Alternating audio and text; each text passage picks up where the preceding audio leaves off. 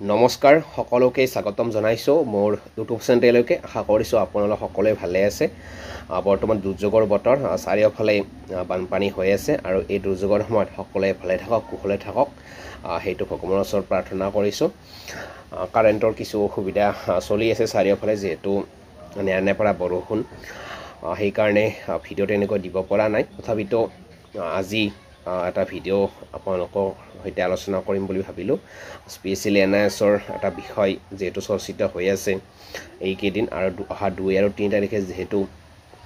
সিটেটৰ এনআইএছৰ প্ৰাৰ্থীসকলৰ documents verification আছে আৰু তাত সিটেটৰ এনআইএছৰ প্ৰাৰ্থীসকলক যি ডকুমেন্টছ বিচাৰিছে হেতুৰ কাৰণে 5550টা পদত আবেদন কৰা বা নকৰা যিসকল প্ৰাৰ্থী আছে সেই সকল প্ৰাৰ্থীৰ মাজত কিছু সমস্যাই দেখা দিছে ডাইচ কোডে হওক বা কিছুমান ডকুমেন্টছক লৈ আৰু যাৰ কাৰণে বহুতেই ফোন কৰি আছে বহুতকো যিখিনি জানো সেইখিনি কৈছো আৰু আপোনালোককো এইটো ভিডিঅ'ৰ জৰিয়তে তেনেকুৱা এটা বিষয় আলোচনা কৰিব বিচাৰিছো ডকুমেন্টছৰ কাৰণে এটা তাত অহা যিটো সিটেটৰ আপোনাৰ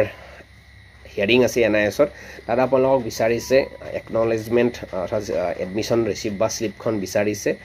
আৰু আপোনাৰ এপইন্টমেন্ট লেটাৰ অথবা এছএমচিৰ আপোনাৰ সেই এছএমচিৰ ৰিপৰ্ট বিচাৰিছে আপোনাৰ আপুনি যিখন স্কুলত কাম কৰিছে সেইখনৰ এটেন্ডেন্স ৰেজিষ্টাৰ বিচাৰিছে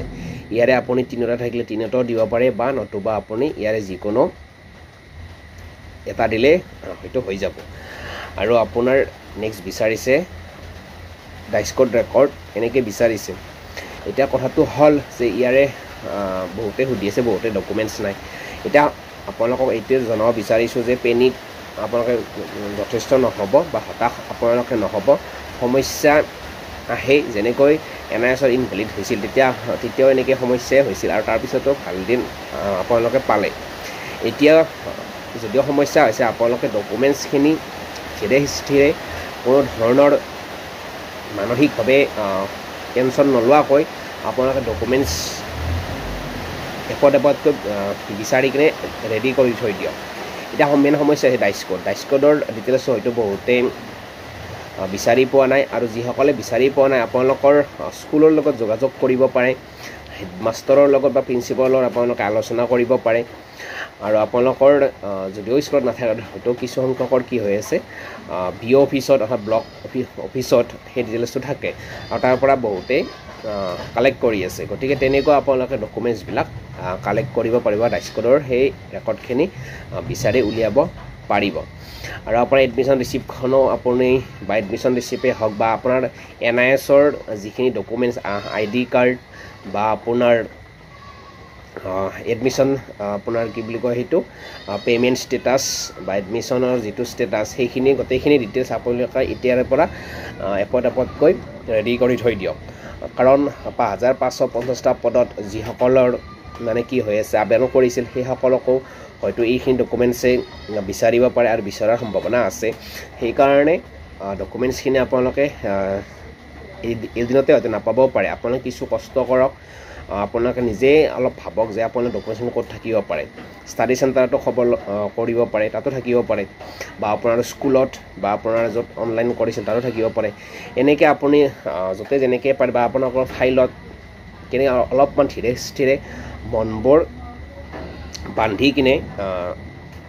বিচাৰিব পাৰে তেতিয়া হয়তো আপোনালোকৰ ওলাব পাৰে এতিয়া ধৰক শিক্ষা বিভাগে যিখিনি ডকুমেন্টছ বিচাৰিছে কোনটো ডকুমেন্টছ কেনেকৈ একচেপ্ট কৰে এতিয়াই কৈ দিব কোনেও নোৱাৰে এতিয়া এটা আমাৰ বা আপোনালোকৰ এটা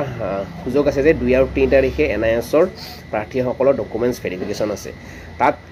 তেওঁলোকে যদি কিবা খবৰ পায় আপোনালোকে তেওঁলোকৰ লগত এবাৰ যোগাযোগ কৰি কিনে কেনেকুৱা ধৰণৰ কেনেকৈ ভেৰিফিকেশ্যনটো কৰিছে আপোনালোকে খবৰ নিশ্চয় পাব গতিকে আপোনালোকে বহুত পৰিমাণে বা বহুত বেছিকৈ আপোনালোকে হতাশ নহ'ব সমস্যা জীৱনত প্ৰত্যেকৰে আহে আৰু এনআইএছৰ সমস্যা এতিয়া সমস্যা যদিও হৈছে বা হোৱা নাই তেনেকুৱা কোনো কথা নাই আপোনালোকৰ ডকুমেন্টছখিনি যিখিনি পাৰে যিমান পাৰে সিমানেই আপোনালোকে ৰেডি কৰি থৈ দিয়ক কাৰণ ইন ছাৰ্ভিচৰ সেই প্ৰমাণটো দিব লাগিব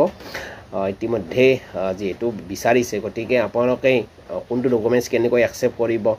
হেতু এই মুহূৰ্তত এনসাৰটো কোনেও দিব নোৱাৰে সঠিককৈ হেতু ভেৰিফিকেশ্যনত যোৱাৰ পিছত জানিব পাৰিব সেইকাৰণে আপোনালোকে NISত DLED কৰাৰ সময়ত যেনেকৈ ডকুমেণ্টছবোৰ পাইছিল, যি ডকুমেণ্টছ পাইছিল প্ৰতিটো ডকুমেণ্টছে আপোনালোকে নিয়াৰিকৈ ৰেডি কৰি থৈ দিয়ক। গতিকে কোনটো ডকুমেণ্টছ কেনেকৈ একচেপ্ট হ'ব পাৰে সেইটো সময়তে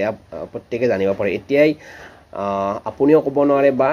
কোনেও ক'ব নোৱাৰে যে এইটো ডকুমেণ্টছ এনেকৈ একচেপ্ট কৰিব। এতিয়া যিখিনি ডকুমেণ্টছ আছে সেইখিনি ডকুমেণ্টছে ৰেডি কৰি থৈ দিয়ক। এই ধৰক ID কাৰ্ড আছিল, আপোনাৰ একনলেজমেণ্ট যিখন আছে এডমিশ্যন একনলেজমেণ্ট ৰিচিপ্ট সেইখন আছে,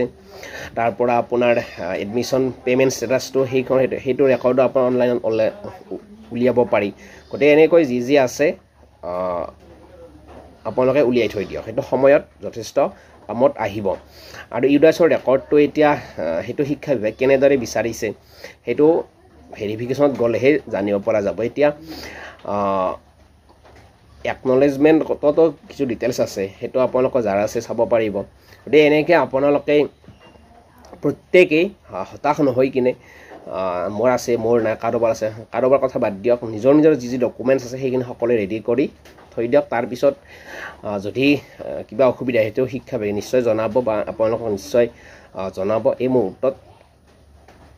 কোনেও সঠিক এনচাৰটো দিব নোৱাৰে যে এইটো ডকুমেণ্টছ একচেপ্ট কৰিব বা এইটো নকৰিব। গতিকে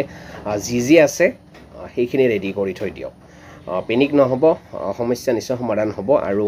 যি ডকুমেণ্টছ আছে সকলোৱে ৰেডি কৰি থয়। যি ডকুমেণ্টছ আছে, এতিয়া মই নকওঁ যে অমুকটো